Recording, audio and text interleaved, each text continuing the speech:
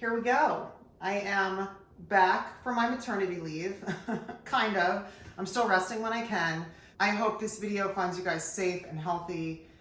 Things are crazy out there, and it's one of the reasons why I really wanted to do this video for you guys, because we're really trying to figure out how to make things stretch now. Using your freezer is a big part of that, but I'm seeing my friends like get this amazing food that they have and throwing like a huge chunk of protein in the freezer, and then they're having to defrost the whole thing and only use half of it. So I really wanted to show you guys how I utilize my freezer, because if you separate it, it makes the food last longer. So I wanted to show you guys, as example, this is, how I freeze chicken. You want to do it in small pouches like this. Like, you want to separate them, because if they're separated, you can then make them last longer, because I don't have to defrost the entire hunk of chicken or beef that freezes together. So when you do it like this, you can just defrost and thaw out what you need. So this is an example of what I do with my chicken. I'll put it in little individual baggies. And then this is an example of how I do ground beef. I like actually kind of flattening it into like a big puck like this. Number one, it makes it defrost faster.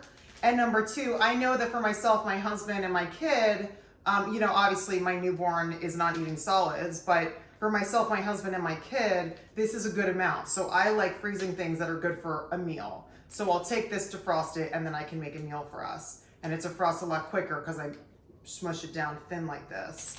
I do the same thing with my steak. So when I get a big cut of steak, what I'll do is I'll prep it and slice it, because usually when I like things from the freezer that I can just cook in a hurry.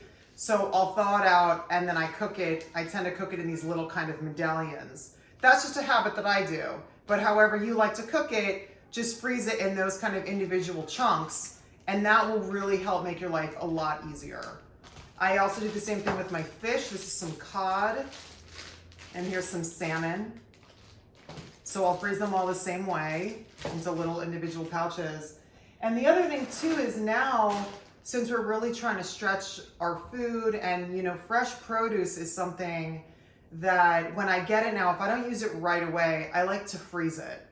So here's some broccoli florets that I got my fresh broccoli, I washed it, I cut it, I prepped it, and I popped it right into a plastic baggie that's gonna go into the freezer.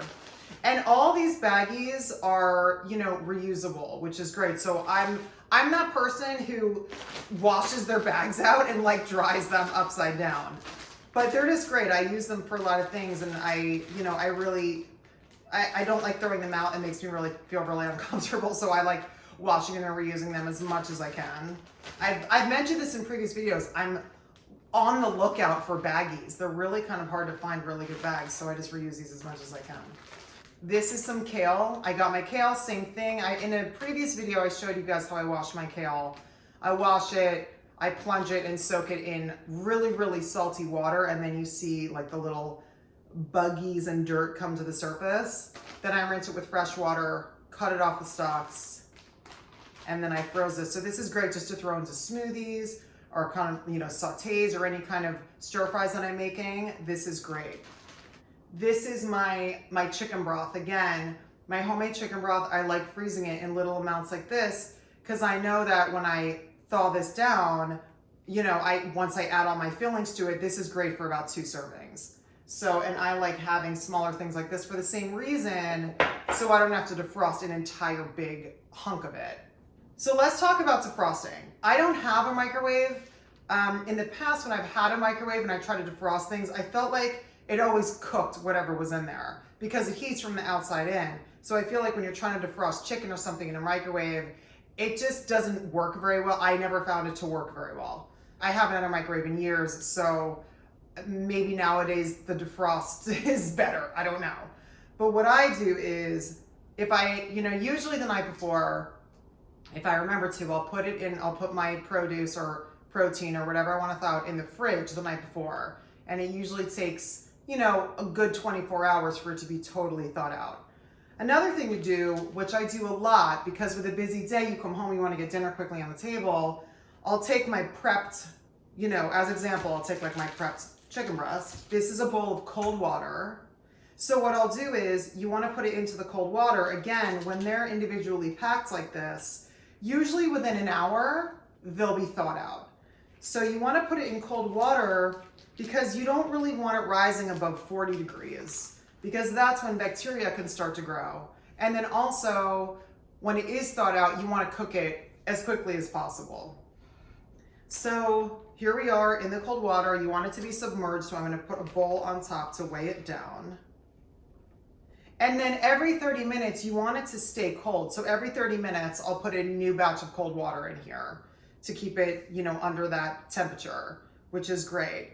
But because they're individually packed, this will probably be ready to go 45 minutes to an hour. It'll be good for dinner. So, and this is the same thing I do with my ground beef, my steak, my fish. I usually do this the same way if I don't have it defrosting in the fridge overnight. I'm gonna get this thawed out and I'm gonna get dinner cooked up, but I hope you guys are staying safe and healthy out there, and I hope you like this video. Subscribe to my channel and turn on notifications so you know when I put up a new one, and I will see you guys next time.